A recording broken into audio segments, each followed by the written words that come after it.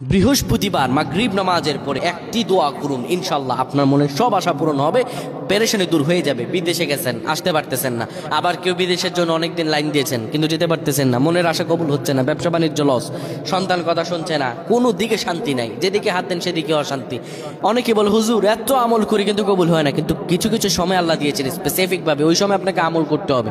ওই সময় আমল করলে আল্লাহ তাআলা অবশ্যই আপনার আমল কবুল করে নেবেন। আল্লাহ সব সময় করেন, কিন্তু স্পেসিফিক কিছু স্পেশাল সময় আছে। বৃহস্পতিবার মাগরিব কি সারা দিনের পর মাগরিবের পর থেকে শুরু হয় শুক্রবারের রজনী। এটি এমন গুরুত্বপূর্ণ রজনী, কোনো ব্যক্তি যদি সেই রজনীতে ইবাদত করে আমার আল্লাহ কবুল করে নেবেন। মাগরিব নামাজের পর আপনি দুই রাকাত করে 6 রাকাত নামাজ পড়বেন, এটাকে বলে সালাতুন নওয়াবি। এই নামাজটা পড়ার পরে 100 বার দুরূদ শরীফ পড়বেন।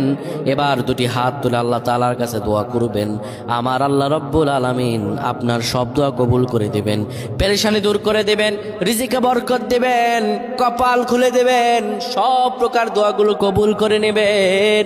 আল্লাহু আকবার।